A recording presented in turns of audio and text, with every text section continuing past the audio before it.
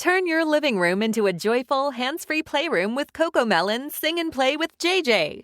Your child sings, moves, and learns right alongside JJ and friends, all on the big screen. It's designed thoughtfully to spark speech, rhythm, and coordination through songs and active play. Try an ad-free, safe, and interactive way to make screen time part of their learning and growth. Parents love how easy it is, voice-controlled and frustration-free. Kids love every moment of singing, laughing, and playing along. It's fun for them, and it's feel-good for you. Available now in the Volley app on your smart TV. Just search Volley in your TV's app store and start your free trial of CoComelon Sing and Play with JJ today. That's CoComelon Sing and Play with JJ. Available now in the Volley app on your smart TV. Search Volley and start your free trial today. Volley.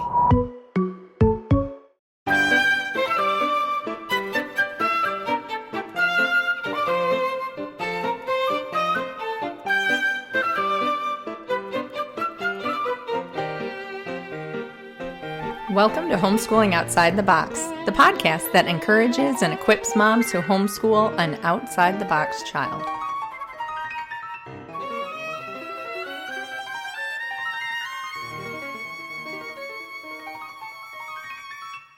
Hey there, I'm Cindy Renna, and I'm so glad you stopped by today because we get to talk about something really fun on this show. We are talking about Christmas, and not just the Christmas season, but we get to talk about some really fun Christmas traditions that our family has. And it has been such a crazy year that I feel like we all needed Christmas so bad. And I think it came early. I know we celebrated earlier than we ever have. We were listening to Christmas music and decorating before it was even Thanksgiving, and that has never happened in the history of our family. So I think with this pandemic and all the isolation and quarantining and just all the uncertainty has made everybody really anxious for something joyful, for something that we can get excited about and look forward to. And when I thought about what I wanted to talk to you about tonight, I can't think of anything better than to talk about Christmas. The Christmas season is in full swing where I live, so it's December 7th or December 8th when I'm recording this. So we are in the depths of movie nights and cocoa and all sorts of fun things. So I wanted to do something kind of special tonight, and I thought, who could I talk to about our favorite family Christmas traditions? And then it dawned on me that my family would be probably the best people to chat with on this subject. So in just a little bit here, you're going to get to hear from my kiddos about some of our favorite family traditions. So they're very excited to get on here and chat. But I would love to hear some of your favorite traditions too. So be sure to share some of yours on the Facebook page or Instagram at cindyrenna.com. All right, so let's get started with Christmas traditions. You know, Christmas is no ordinary time of year because it intoxicates our senses.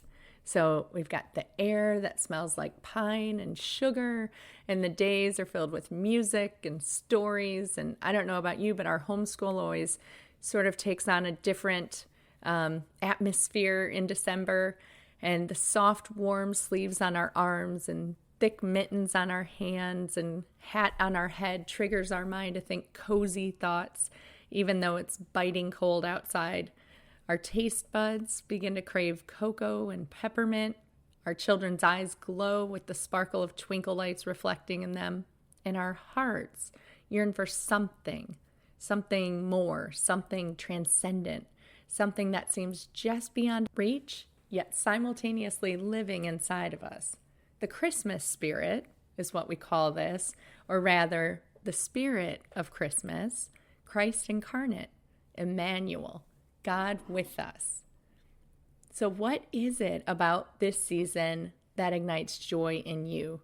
Like I said, I feel like everybody is more anxious than ever this year to kick off Christmas. And I think that's why. I think that's what we're seeking. And I know for me, it's hearing that first Christmas song on the radio or pulling the decorations out of the attic. And it could be for you a special cookie recipe that's been passed down through generations of your family, or a particular movie or book that just has to be read every year. We've got quite a few of those I'll share with you in just a little bit. Or maybe there's a trip that your family takes, and maybe you can't take that trip this year because of COVID, and maybe you're missing that, or you feel that absence of family that you usually see, or friends that you usually get together with, or a favorite party that you go to that might be very different this year. So traditions are the stitches that hold a family culture together. And they're woven throughout our year and throughout generations, creating a masterpiece over time. And they can be simple and they can change, and new ones can be added and old ones fall away. And traditions of the Christmas season are unique to each of our families. So today I would love to share some of our favorite family Christmas traditions with you. If you look at the show notes or head to my blog and read this, you will see lots and lots of links to click on for your convenience. So if something sounds interesting or appealing, you can just click through and get more information on it.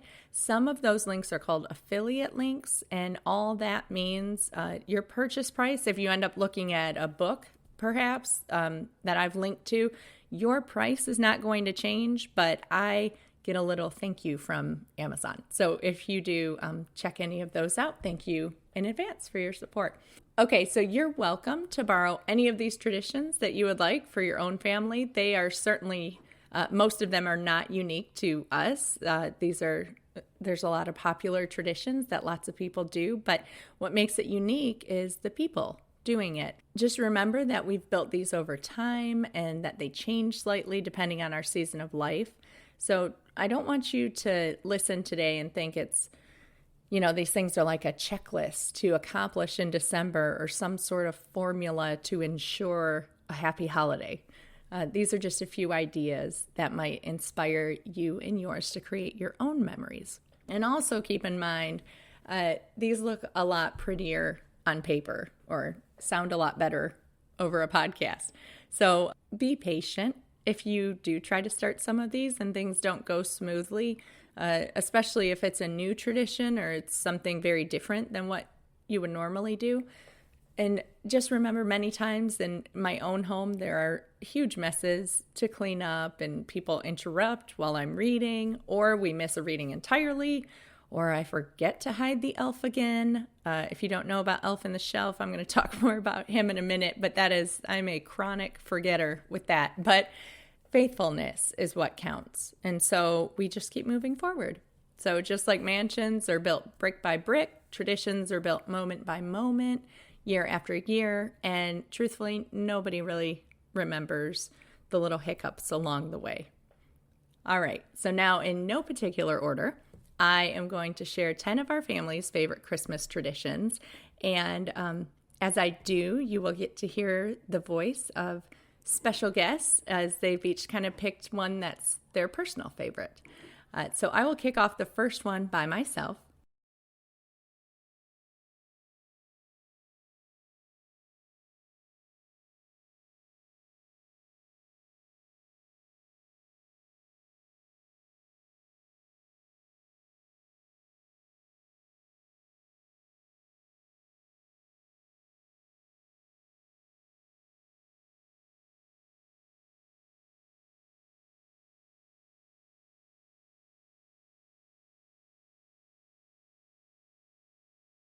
Because it's one of my personal favorites, Advent.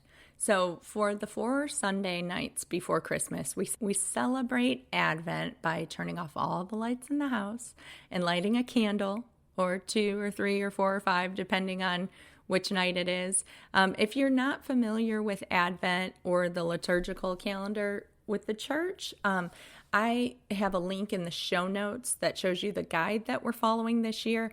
So I won't get into too much detail about what Advent is, except just to say that it, like I said, it's the 4 Sundays leading up to Christmas, and each Sunday sort of has a theme that helps you get ready or position yourself towards Christmas. And just like Lent comes right before Easter in the church, Advent comes before Christmas. So ironically, it's actually a time we're supposed to get really quiet and slow, and a way up for us to be getting our hearts ready for Christmas. So instead of speeding up, we're supposed to slow down. So this is such a nice habit for us to implement this time of year because it reminds us the reason for the season. So you can look more into that if you're unfamiliar. But we're not strict about the color of the candles or the wreath. I sort of put together our own Advent wreath between Hobby Lobby and Target, and I picked different color candles. This year it was white and red, but the one thing is that there's always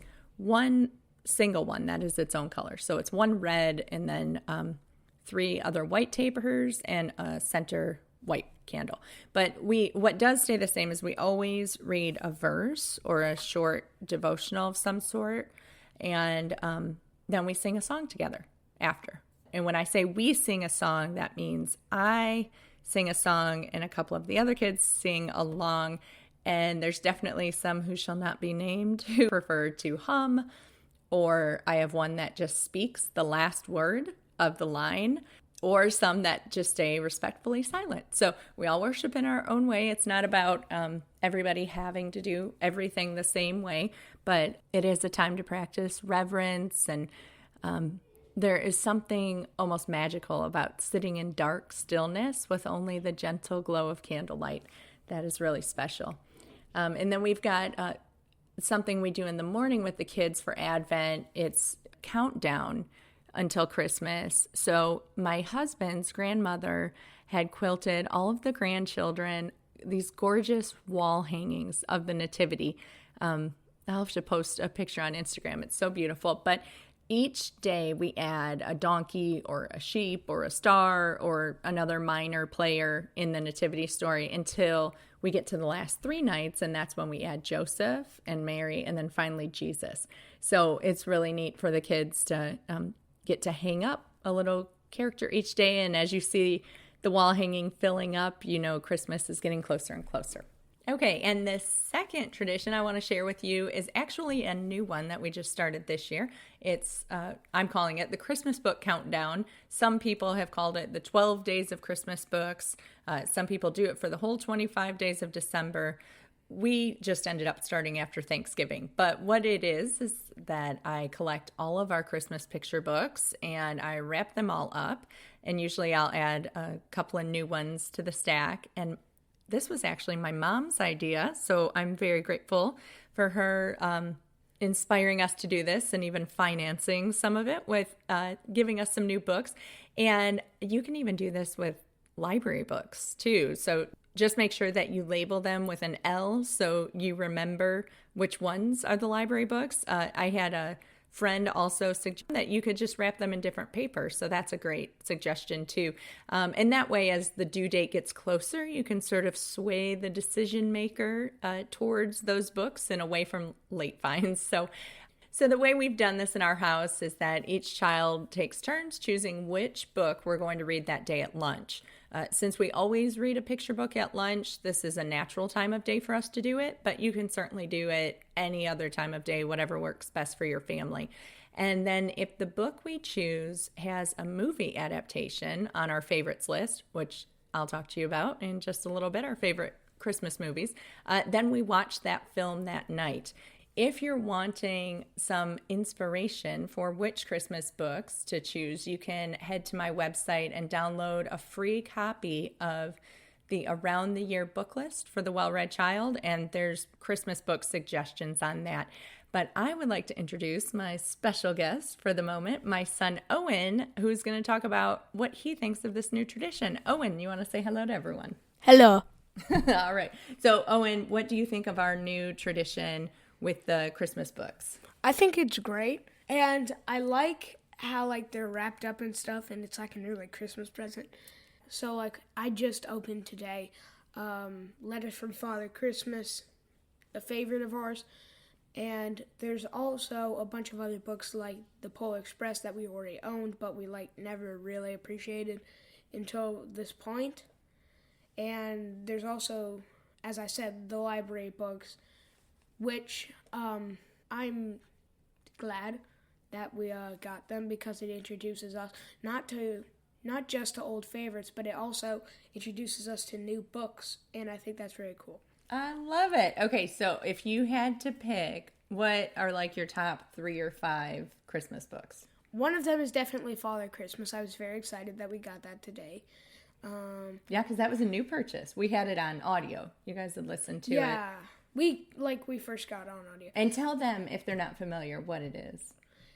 It's J.R.R. Tolkien, who's one of our favorite authors. He would like write letters to them, and people thought it would be cool if he recorded it in a book. There are a couple, it like introduces what like Santa does when he's on break and stuff. And it introduces us to a couple new characters like the Great Polar Bear, a bunch of elves, and, you know, the usual. The next one would be, it's a story where she like cuts her hair. And Oh, The Gift of the Magi. Yeah, The Gift of the Magi. I thought like that one is like a Christmas favorite.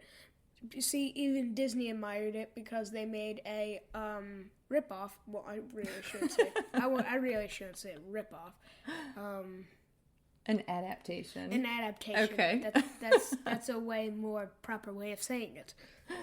I think this gift was fun because, like, I mean, the book was fun because it showed how much like they cared for each other. Yeah. But here's the plot. She has this like beautiful hair, and she has no money to spend a Christmas present on her husband. So she goes to a barbershop, and then she cuts her hair off and sells it. Then so her husband has this beautiful watch. There's a really cool illustration of it. And I would recommend this book for all ages. It's a very good book. And she buys a beautiful chain for his beautiful watch. And when he gets home, he sees her cut hair, and he's like shocked. And they unwrap their gifts, and he's surprised because of the watch. But it's not for the reason like, oh my gosh, this is just what I wanted.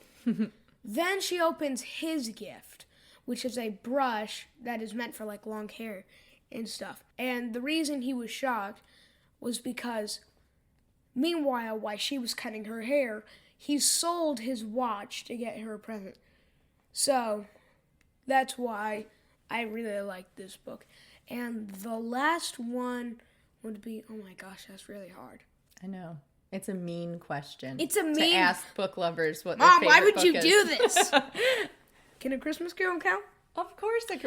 I know, because we're going to talk. That has its own number. That is its own tradition. So maybe we shouldn't count it. Do you have another one? Or which one can you not wait to open? Which one are you like, oh, I hope it's in the pile? Okay, so this is one. I'm really hoping that it would be like that Stregonona one. Oh. Yeah, that one. Merry Christmas, Stregonona. Yes. Oh, yeah. I'm really hoping it will be one of those ones. I really like that book because my Nona, before all this COVID-19 started, we would read that book together. So it reminded me of that very Christmassy spirit kind of moments like you see in the movies. Oh, that's so... You're so sentimental. I'm sophisticated. Oh. Okay. All right. That was awesome. And I'm going to keep you around to talk about one more tradition that I know we're all fans of, which is Galaxy of Lights. So when we first moved to Alabama, one of the biggest shocks to the system was having no traditions in place. So my husband and I both come from pretty decent sized families, and Christmas is always a busy time. And when we first originally moved here, that Christmas before we moved, we had newborn twins. So we were everybody wanted us at their party. And we attended 7 parties in 1 week. So when the prospect of a totally empty Christmas Eve confronted us, we decided to just make a new tradition. So the local botanical garden puts on a huge light display that you can drive through. I know they do this in lots of different places, so there might be one near you. So then every December 24th, we put on our PJs and we pour cocoa into to-go cups and we drive through the galaxy of lights. And we all really look forward to it. Can you tell us what is your favorite part about the Galaxy of Lights tradition? I like how it's like in the dark. I know most people won't like get this, but I like riding in the car at nighttime, and just the fact that I'm in my pajamas and I'm holding a hot cocoa under my blanket just makes me want to fall asleep. But then I force myself to keep awake. Because I mean, like, who doesn't want to see Jack Frost? Right? Yeah. Hey, true story. When you and your brothers were all toddlers, you know, this is when we started it, and we drove all the way out there, and all 3 of you fell asleep. And so you missed the whole, all 3 of you missed the whole light show. I find that interesting. Okay, so what else do you like about it? Being in the car at night? I forgot the blanket part. Yeah, I like how quiet it is. So do you have a favorite display that you look forward to? I do. What is it? I said it. Oh, the Jack Frost one? Yes. Okay. But, like, they put new ones up every year. Like, if you notice that, like, they'll put, like, one new thing up. But the Nutcracker with the gingerbread house is one of my favorites. And I'm hoping they'll put, like, a new one up there, like, showing A Christmas Carol. Did they already do that? No. I don't know. We'll have to look this year. I keep forgetting. I know. That's what's fun, is it's new every year that way. All right. Well, I'm so glad that you got to come on today and talk to my friends and that they got to meet you. So, Owen, thank you so much for being on the show. You're welcome. Merry Christmas and to all a good night. Nice. All right. And the next tradition up is Samaritan's Purse. So this is the name of a wonderful organization that does some really neat charitable things around Christmas time. So every year our family packs a shoebox. You can click on the link in the show notes if you want to find out more about that. But essentially you just choose if it's going to be for a boy or a girl, and then what age range, and then your family goes and fills up this shoebox with, you know, toys and coloring supplies and craft things and maybe fun socks or anything that a child that age would enjoy receiving. And then we also buy gifts for families in need. They have a catalog, a Christmas catalog, and there are things like baby chicks or a goat or fruit trees, all sorts of things, water filters, things that can really help these families, not just a one-time thing, but a gift that kind of keeps on giving. So the gift catalog, they also mail one out, and that usually comes around the same week as the sales papers from, you know, Target and Amazon, their gift catalogs. So it's really wonderful for me to see all my kids not just circling gifts that they want for themselves in the Amazon catalog, but also kind of going back and forth about what gifts we're going to get from Samaritan's Purse that we can give away. So every year, the Lord really uses this tradition as an opportunity to open our eyes to needs all over the world. It reminds us that a little really goes a long way, and it's really humbling for a kid who really wants that new video game to see how another child in another part of the world really wants a goat or honeybees, or of course, some special toys of their own. So it's wonderful to wrap up the shoebox and know that although we might never meet the recipient this side of heaven, we put a smile on that child's face. All the way on the other side of the world, we're sort of their secret Santa, which is another tradition we do in our home. But I am going to pass the mic over now to one of my other wonderful sons, Jackson. And Jackson, can you just say hi and tell everybody what you enjoy about being a secret Santa to a child you've never met, and then you can even talk about our Secret Santa tradition too. It's kind of strange. I mean, you don't know who you're giving it to. This year we did a little girl, I think, and we bought a lot of things like, I think, a water filter, right? Well, that's not in the shoebox, but online, yep. Yeah, online. In the shoebox, I didn't really load shoebox this year, but we still got a few things that were pretty good, like a pair of socks. Gracie, since it was a girl, I think Gracie sort of dominated the shoebox this year. Yeah, pretty much. So do you want to tell them about how that's sort of like another tradition we do, the Secret Santa? Sure. So Secret Santa is not only something we do with the shoebox, it's also something we do in, like our home. We draw pieces of paper with our initials in them, and whoever you get, that's who you gotta buy a present for. For this season, I got my brother Owen. Don't let him hear that. We won't let him listen. And yeah. And what's fun about the way we do it is who gets to participate? All of our kids, right? Even the ones with 4 legs? Yeah, even our cat and our dog. Yeah, so they get to be in it too. Yeah. And then you guys use your allowance instead of having a regular allowance. It goes towards the gifts. So yeah, we do that. So it's pretty fun. Okay, and then another tradition that you really enjoy is our Nutcracker tradition. So that's the one, just to share with everybody listening what that looks like. We listen, of course, to Tchaikovsky's masterpiece, but we also like the Maestro Classic version. Jim Weiss, who was on the show, I can't remember what episode, but he was wonderful, and I'll link to it in the show notes. He actually reads it, and it's such a good story to music. And then, of course, we enjoy reading the book and watching the ballet. We would like to go see it live. We do that when we're able to, but with COVID, that's probably not going to happen this year. So we have also watched it on video as well. And there's links to all of those resources in the show notes if you want to check it out yourself. But every year we buy a new Nutcracker to display on our mantle. And we've got everything from a traditional Nutcracker doll to a baker to a Snow Queen. We even have a Santa Yoda.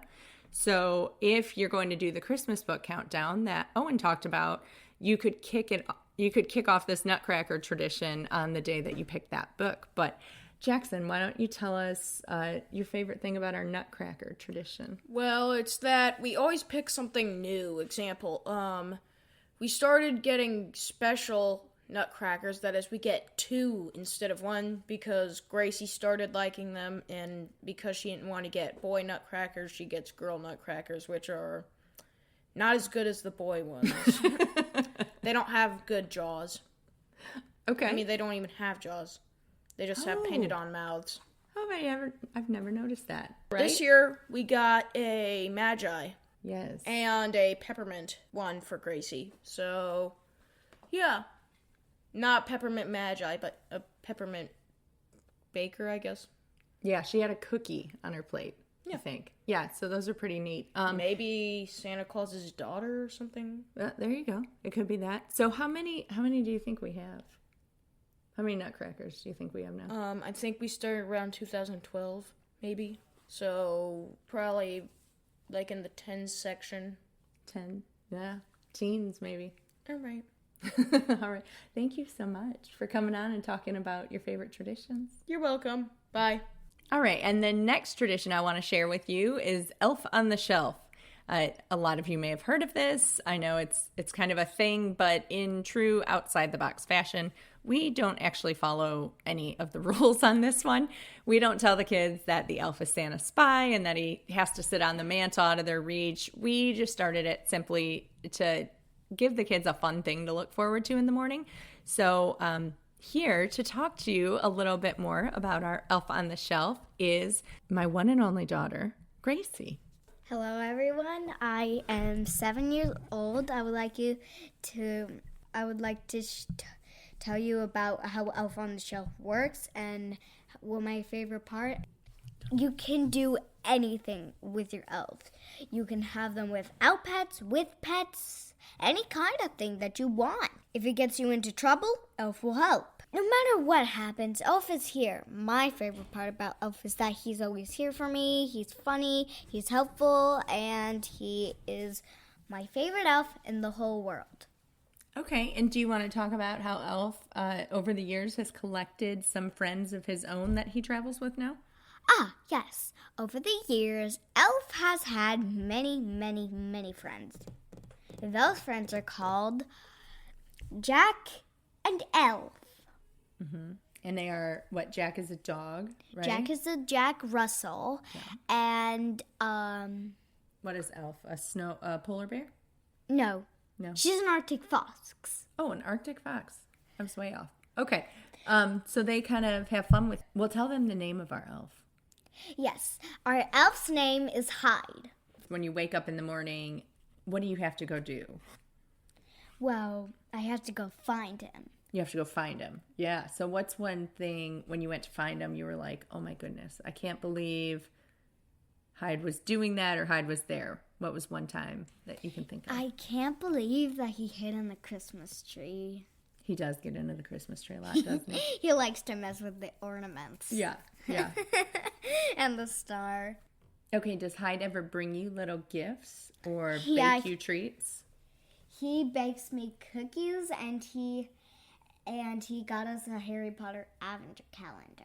He did. He brought a Harry Potter Advent calendar this year, didn't he? Uh-huh. Okay, so now these candy cane reindeers, if you don't know what it is, Gracie's going to tell you how to make one. But these are a craft that I've been doing since I was in Girl Scouts when I was your age, Gracie. It was forever and ever ago. So tell anybody listening how they can make a candy cane reindeer.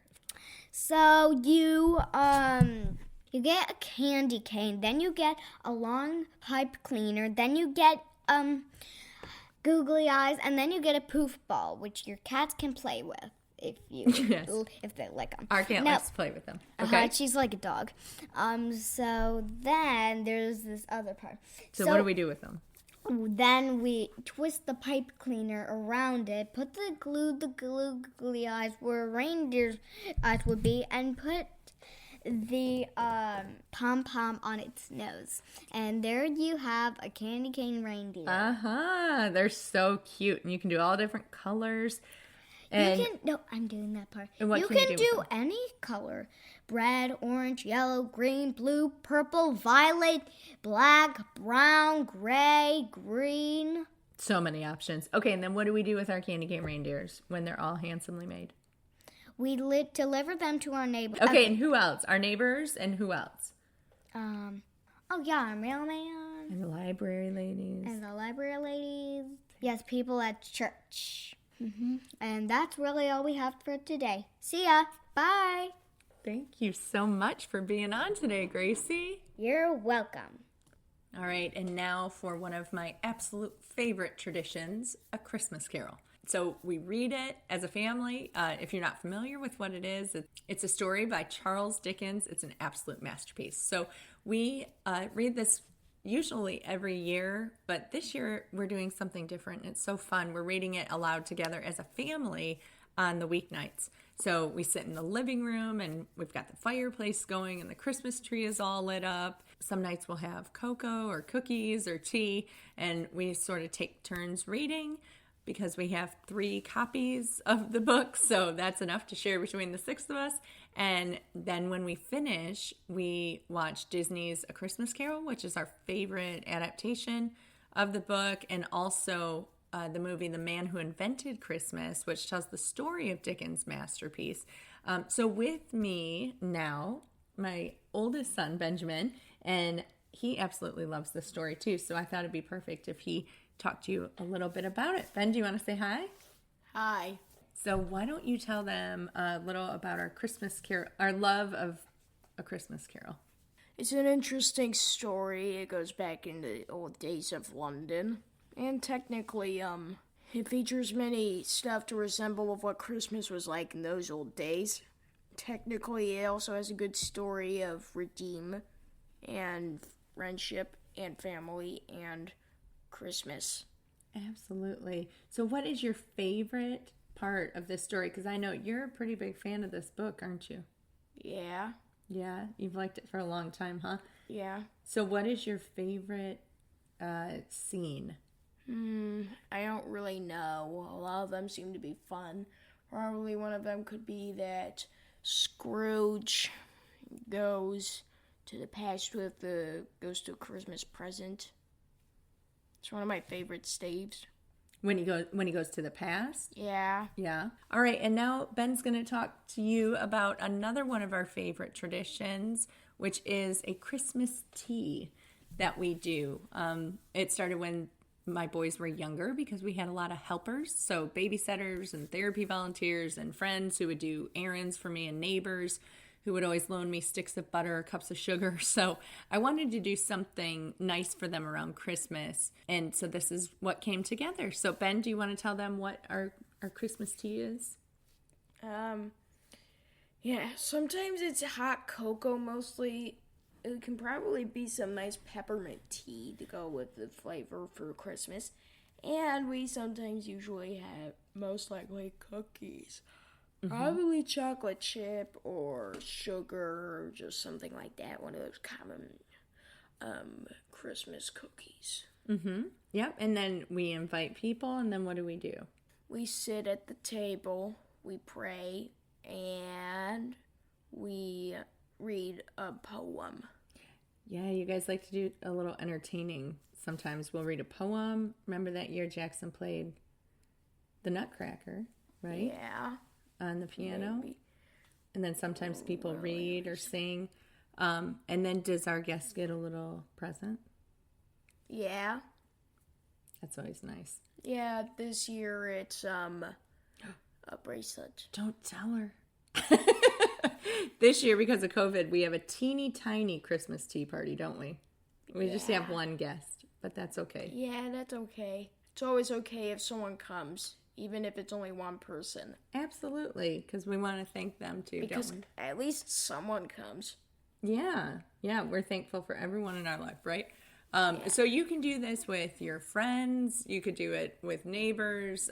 It could be a mom's night out for your homeschool group.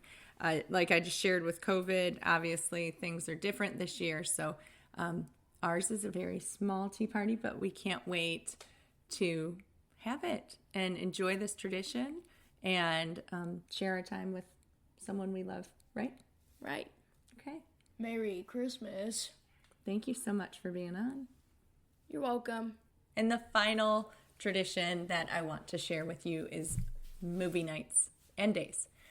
So we are big movie fans, and we get pretty liberal about allowing movie nights during December.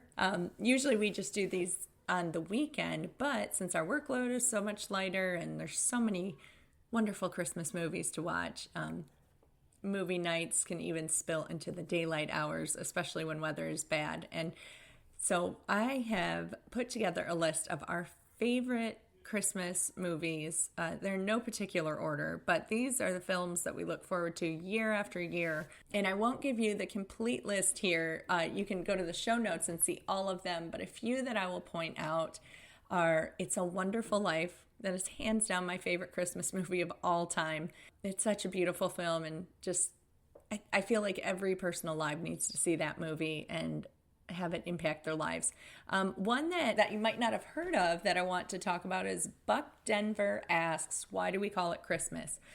This is put together by the guys who did Veggie Tales. There's a whole series called What's in the Bible that my kids loved, and it goes through literally every single book of the Bible. It's 13 DVDs. Well, they did a Christmas edition, and it is so wonderful. It goes through where Santa Claus came from and why we celebrate Christmas, why we put trees in our home, and it just gives the origin story to a lot of things and kind of brings together all of what our modern culture declares Christmassy and gives the reason behind it, and does a really good job bringing everything back to Jesus and showing how we can sort of marry these worlds. Some other favorites, of course, are any version of A Christmas Carol, Elf, Home Alone, Miracle on 34th Street, The Polar Express, Charlie Brown Christmas, One Magic Christmas, Arthur Christmas, and so many others. So go ahead and check out the complete list in the show notes. I know you won't be disappointed. These films have made Christmas just a little more magical for us every year for decades. So make sure to check those out. It's been so fun talking with you about all of our favorite family Christmas traditions, and I would love to hear some of yours. So make sure to leave a comment or head over to my Facebook page at cindyrenna.com or Instagram, cindyrenna.com, and chime into the conversation and let me know some of your favorite Christmas traditions. And I hope you and yours are having a very, very Merry Christmas. Thanks so much for listening to Homeschooling Outside the Box. If you are loving the show, please head over to iTunes and leave a review. This is a great way to help other moms just like you find encouragement in their homeschool with their outside-the-box child as well. For more encouragement, be sure to head to cindyrenna.com and you can check out some great blog posts as well as a shop that will help equip you on your homeschooling journey.